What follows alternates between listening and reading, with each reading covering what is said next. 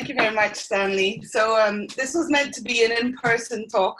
I was meant to come over and visit you guys, and then obviously COVID happened. So I'm still really glad that we can do it this way, because it means I still get to share some of this work. I think one thing to say maybe at the start is that the one thing I've found doing some of these online presentations, and this is one of those, is that there's the bit that I enjoy often the most after a talk is, you know, when people kind of hang around and mill around at the end and have, you know, you have kind of more general chat. So if that's in any way possible, I'm happy to stay on this, or we can chat somewhere else, because I think that's probably for me the nicest thing that I'm always missing when we do these online ones.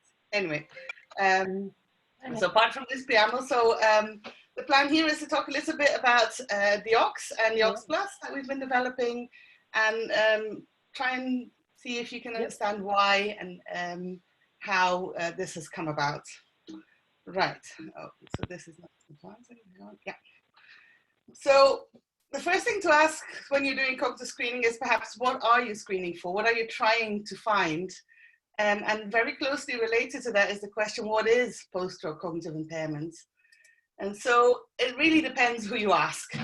So I'm a cognitive neuropsychologist, so the background I've grown up with and the scientific background is very much these detailed neuropsychological syndromes, very long specific assessments trying to get to the nitty-gritty of a very specific cognitive impairment.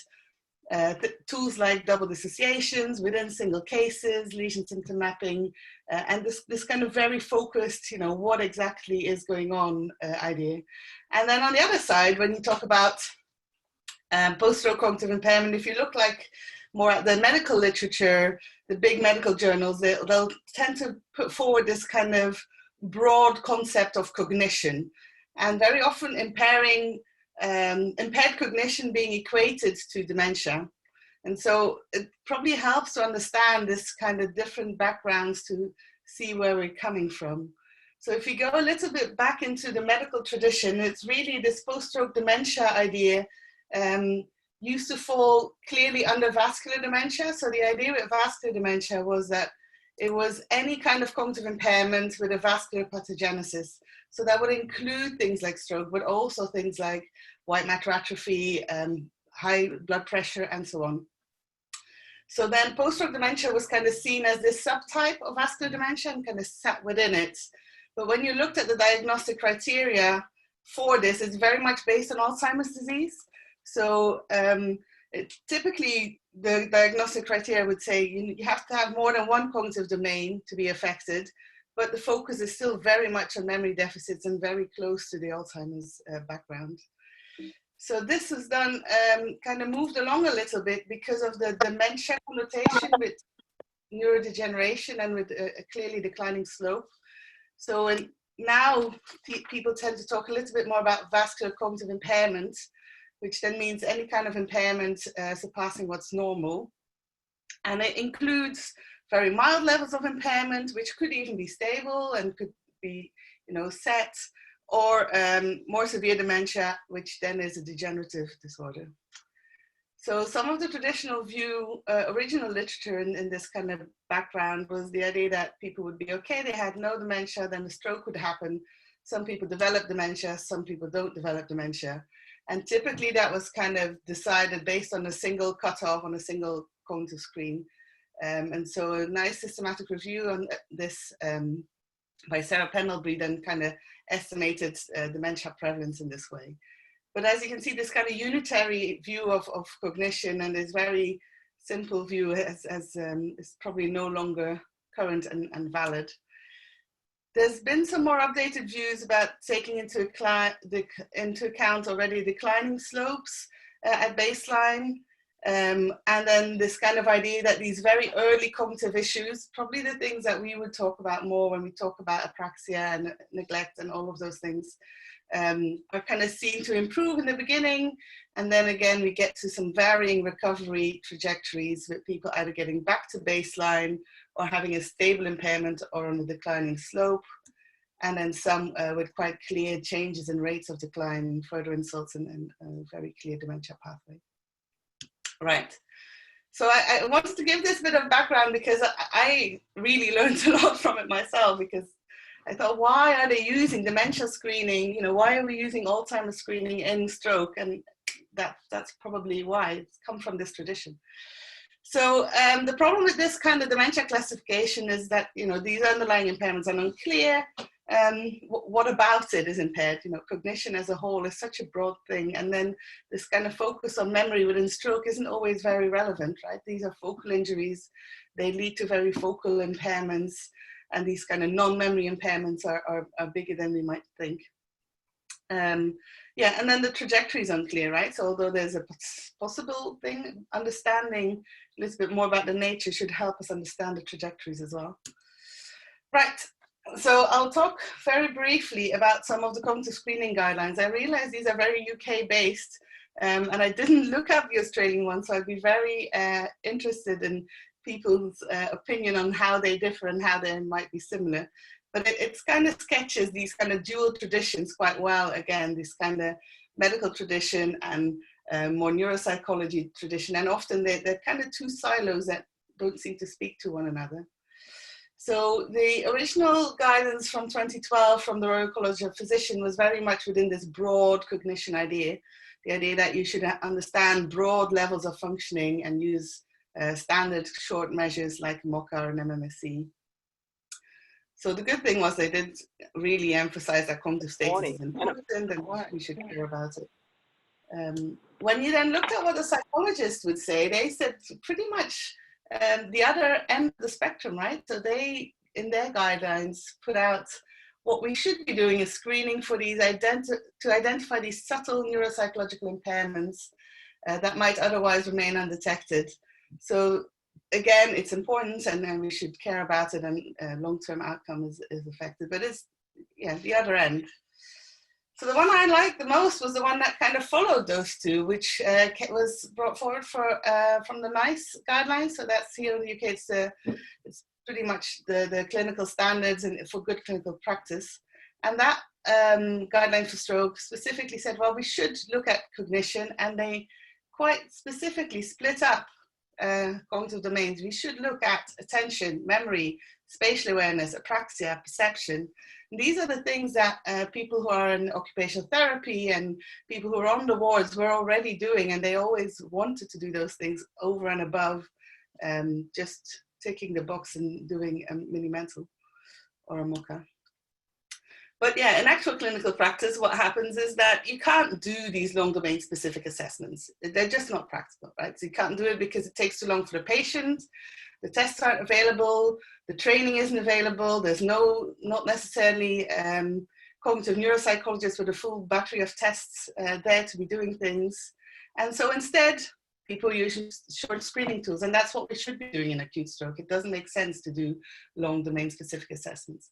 However, those tools were made for dementia, right? And the emphasis very strongly in those tasks, if you know them, is on verbal memory.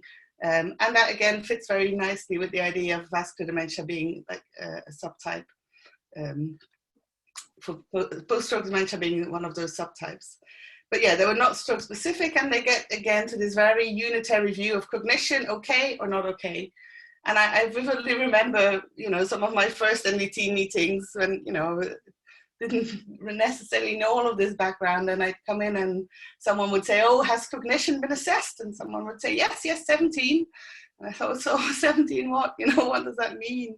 And so what are they good at? What are they not good at? So if you look at some of these tools, so the MOCA famously has some domain subsections and has been praised for that, specifically within stroke. The thing to note though is that although there are some domain subsections, well, there's definitely some conflict about what they're called and how they're called, these subsections, but also there's no normative data for the subsection, so you can never really tell when, you know, you get 2 out of 3 on something, is that impaired, is that not impaired? Because there's no range of normative data to compare it against. And again, I would very strongly argue that the profile for dementia is very different from a post-stroke cognitive profile. The difference being, you know, an overall degenerative disorder versus a very focal injury. And although, like I said, they have these subdomains, it's still pretty much pass-fail of cognition. So neglect really contaminates this task. On the left top corner, probably the worst place to put a task on executive functioning. Every patient with neglect will fail, not because they necessarily can't have two trails between 1A, 2B, but because those elements, 5 and D, on the left side of a very busy page are often simply missed. And then the other thing is the heavily language dependent nature of the task, right? So again, this focus on verbal memory does mean, and verbal production, that a patient with aphasia, if you have expressive aphasia, you can only get maximum 5 out of 30. So it's really not inclusive for all of our patients with aphasia. But then also quite a lot of our patients may not have full-blown aphasia, but will have some word finding problems, be slower. And so there's definitely confounds there, even when it's not full expressive aphasia. Right, so when we developed the OCS, this was very much a halfway house in between these broad global screens, used in medical research and practice and dementia research, and then these very detailed domain-specific batteries within neuropsychology. And so what we're trying to do this neuropsychology background and expertise into screening practice. So the OCS looks like this. At the end, there's a little wheel summarizing performance across 5 domains. So language, attention, memory, praxis, and number. And the idea here is to quickly represent in, at a glance where people's strengths and where people's weaknesses are by showing which kind of impairments are showing up and in which kind of domains. So the key bit probably is to say that we developed this for stroke, right? So it's really keeping in mind those things that we know are highly prevalent post-stroke, and the things that we should be assessing, and for it to not be confounded by aphasia, and be able to be done with patients who've got left hemisphere strokes, and similarly to reduce confounds of neglect. So it fits quite well because newer guidelines then came out here with the Royal College of Physicians, and they quite nicely emphasize the need to not look at things in isolation. And I thought, well, that's great, because that's exactly what we should be doing. Indeed, you want to look at how people's attention is, not just attention, but also in the background of their language impairments or their memory impairments and so on. So that was a nice point of view. So I think similarly, the medical tradition has been moving, right? It's been coming along to this much more domain-specific screening idea and seeing cognition not just as a single thing. So some examples of the OCS. So it starts with a very basic instruction comprehension task to say, can you point to the fruit for me? Can you point to the animal? And it gets to the idea that, if you have never seen a patient, and the very first thing you try and do is see, have they got any understanding of what I'm saying? Can they follow instructions? These kind of basic ideas are needed. Then we have some reading and writing tasks. Again, typically not in dementia screening, because that's never assumed to be impaired, right? Why would you assume a patient with oncoming dementia to not be able to read anymore? However, post-stroke, it's very common to have difficulties. I can talk much more about the choice of words and these exception words and looking at neglect dyslexia and surface dyslexia, but it's almost for a different talk. But probably safe to say is that some of our tasks, although they're short and they're superficially just looking at reading, have got some little Easter eggs for us neuropsychologists to kind of see hints of perhaps some other problems as well. So this is our cancellation task. So we know for neglect that cancellation is the better, more sensitive tool compared to things like, for example, line bisection or things like simple observation on the NIHSS. And so the task here is to cross out the complete hearts, and a performance like this, for example, would be very clearly indicative of left neglect. But then we also get these kind of performances, and more often than you might think. And so what's happening here is that patients are happily crossing out across the page. They don't seem to show any spatial neglect, but they've got a very specific problem crossing out hearts with a gap on one side. So to them, it looks like a whole heart. And so we call this object or allocentric neglect, and it's got some interesting implications, because if you're an occupational therapist, it might make sense to kind of connect this to some more activities of daily life things. So if you imagine having normal neglect, you might miss your toothbrush or your glass or whatever is on one side. But if you've got object neglect, you're basically missing half of an object irrespective of where it is in space. So it might mean things like misreaching for a cup because they can't see the handle consistently. So it's quite a different type of disorder, and we really should probably think about some different types of rehab for object versus spatial neglect. But that's, again, another interesting topic for another talk. Tests like apraxia, right? So it's very simple imitation task just to get how people are programming actions. As I said, we've tried to make it inclusive. For example, some of our memory tasks are picture-based. What did you do? What did you see? And so really all the tasks, except for the ones explicitly addressing language, are meant to be done without spoken output. So allowing pointing to responses, but also a lot of those tasks to try and deal with some of the receptive aphasia issues really have quite a few examples and practice sessions to go through before you then test. Similarly, all the tasks except for the one testing neglects are neglect friendly. So this is not rocket science. This just means non-crowded pages with centered stimuli. So things nicely in the middle, not crowded and not obscured.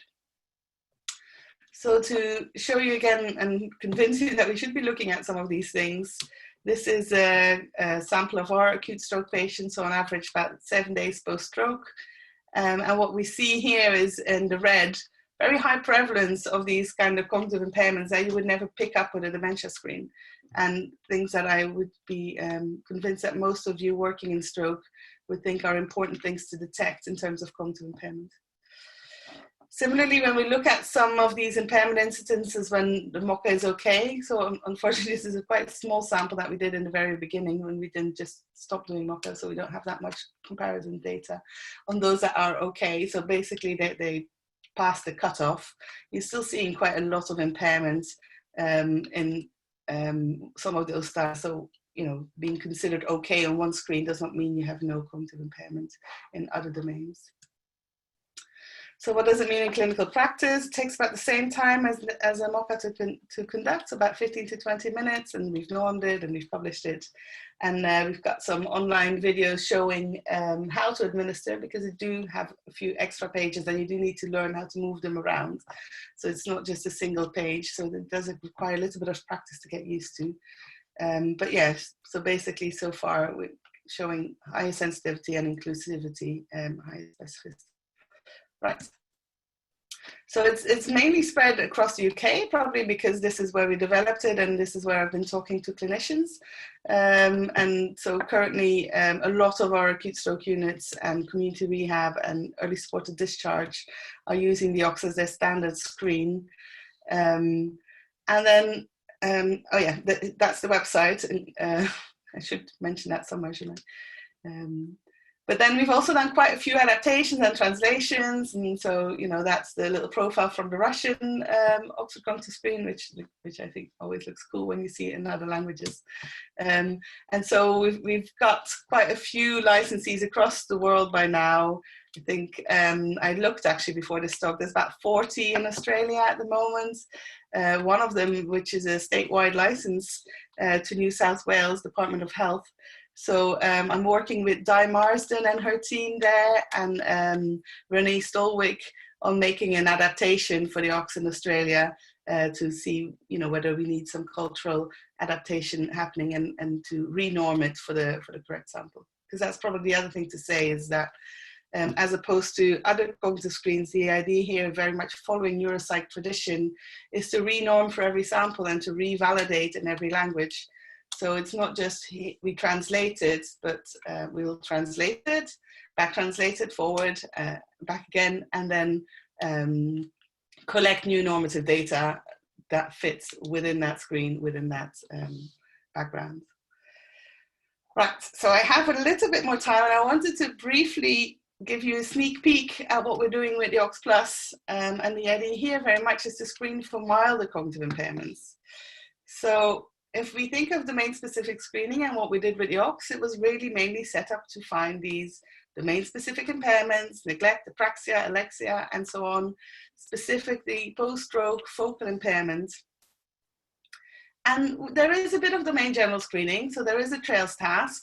The trails task we use in the OCS is 2 baselines, so you get a good idea of people's baseline performance, and then an alternating task. So we're using shapes rather than letters, again in the philosophy of trying not to burden language and not to count on people to know and be able to reproduce the alphabet, which within a stroke population is not necessarily a given. So what we've had with these is, you know, it's really can't please anyone with this one. So often they say, oh, it's too hard for acute patients. This is a really complex task. It's really difficult. But on the other hand, well, if they've got very subtle impairments, this is maybe too easy. Maybe it's not quite picking up the very subtle impairments because it's relatively straightforward still.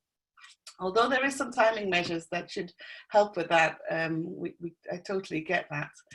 So again, under the idea of what we should be doing also, really, aside from those big focal impairments, is to see those subtle impairments. They are important and we should be trying to identify them.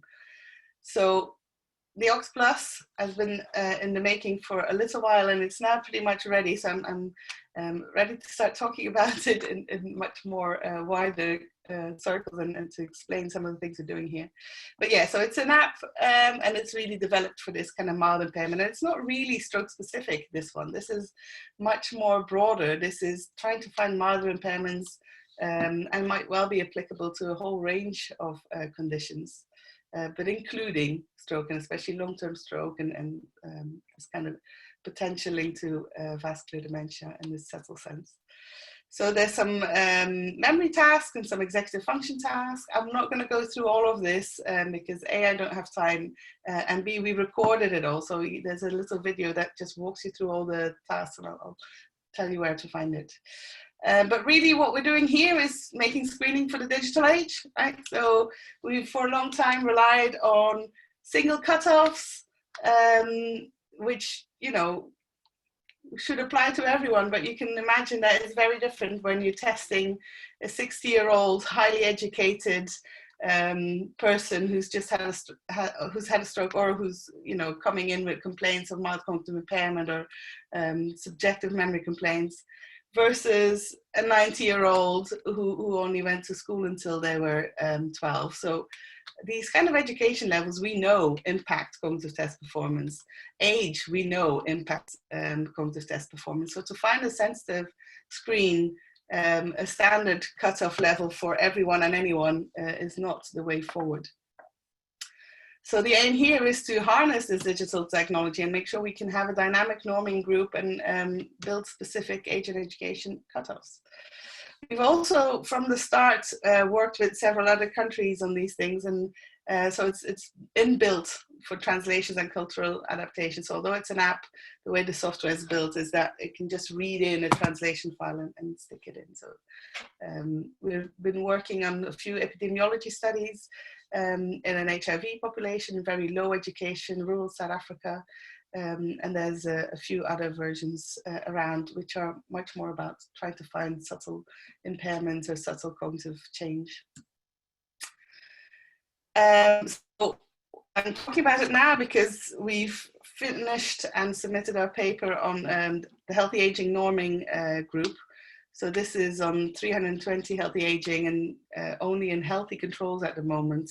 So you can find the preprint on SciArchive. We're about to update it after some reviewer comments, so it'll be slightly different soon and it'll come. And all the normative data are on Open Science Framework, and so there's also, if you look for it on OSF, video demonstration of all the tasks, so you can just walk through them. So I'll just briefly show you two. So one task is around rulefinding and switching. And so here you've got this little red dot that's moving across shapes, and the task for the participant is to guess where the dot may go next, and there's a pattern that they have to try and figure out, and then there's also some switching in it because the pattern will then switch.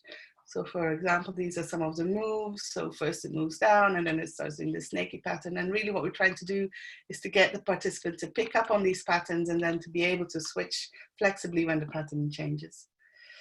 This is healthy norming data. So most of our tasks you'll see are focused on accuracy, and that's very conscious because a lot of motor issues may make someone look impaired, but they're not necessarily. So especially within stroke, you know, we'll always have a motor impairment. That said, there's still some processing speed measures, etc. as well.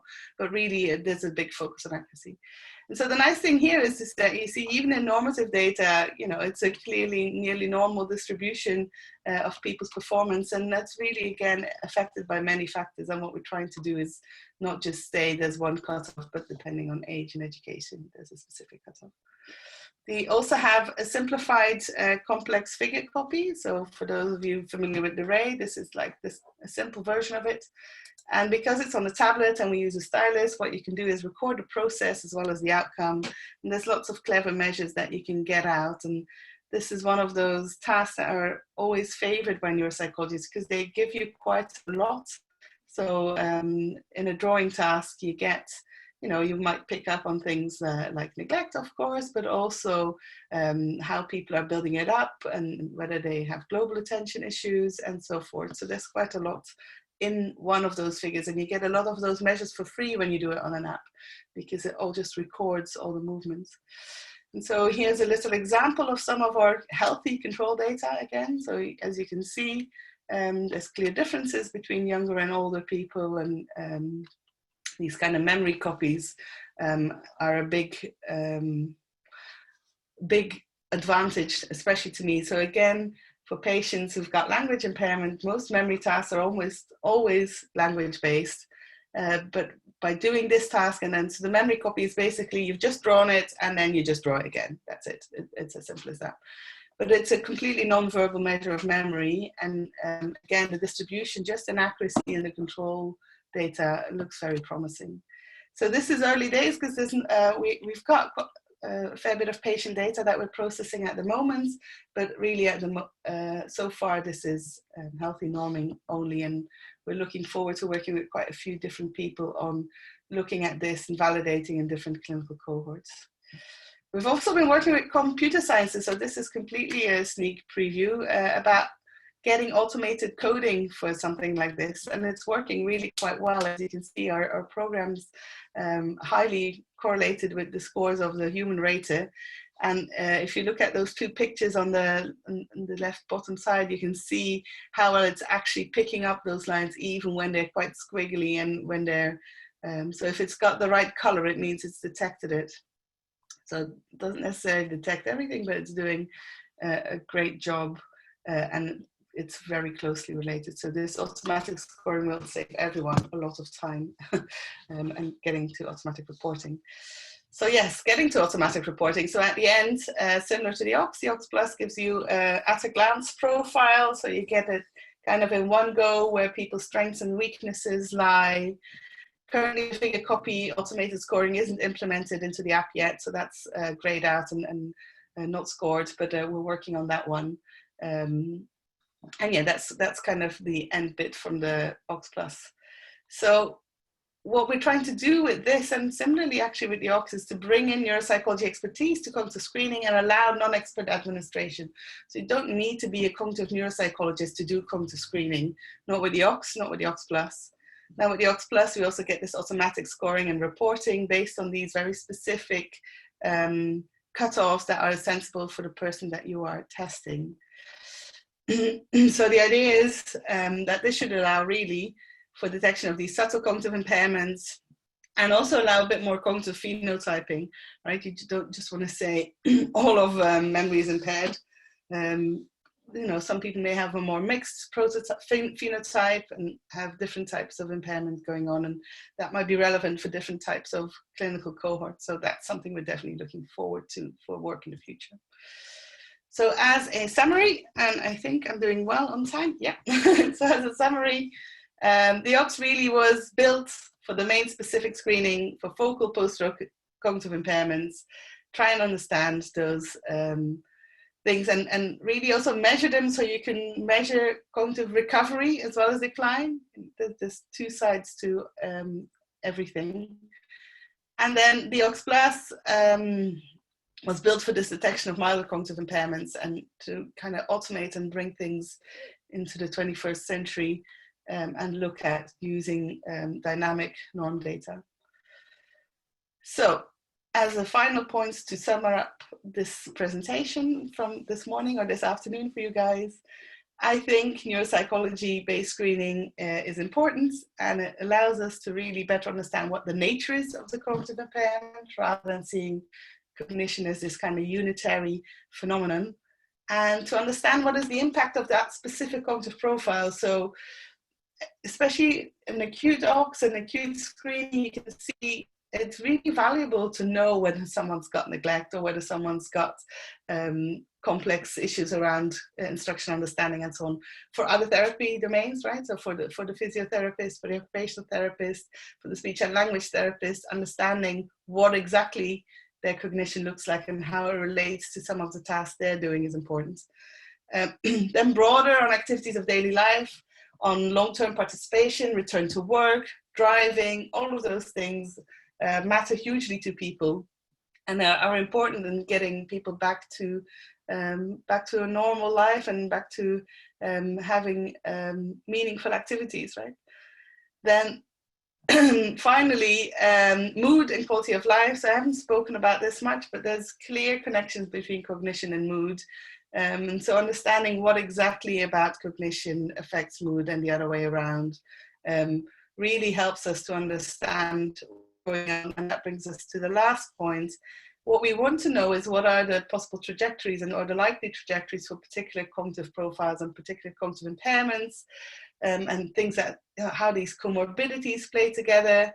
And in this kind of possible trajectory, you really want to know what the baseline is. So before we try and make interventions, often there's cognitive interventions, but we don't even know what the baseline performance is on those cognitive domains. Do we really understand what's the expectation if we did nothing for a patient with neglect, how it changes when we try and intervene, and so on. So this kind of understanding of trajectories, I think, is linked in with a better understanding of the nature of the cognitive impairments. And I think this is where, if we start screening systematically across domains, we can really start to gather big data. And it's really important within stroke because it's so heterogeneous, right? You have these wide variety of stroke presentations, and especially, the brain is so complex and it's got so many areas and so many parts to it that you need big data to understand.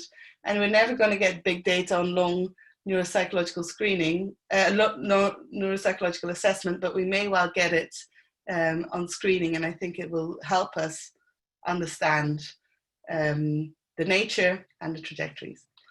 So that's it. Thank you very much for listening. It's always strange just talking to a screen, but I'm hoping you're still with me and you haven't all turned off. This is my team who's been helping, and then Professor Glyn Humphreys and Jane Reddick, as well as our research assistant Elisa Lapova, were very much part of the Oxford Cognitive Screen development. There's loads of collaborators I probably should also put on here who've worked on it with us on all the translations. But yeah, this is just the small team in Oxford. Thank you very much.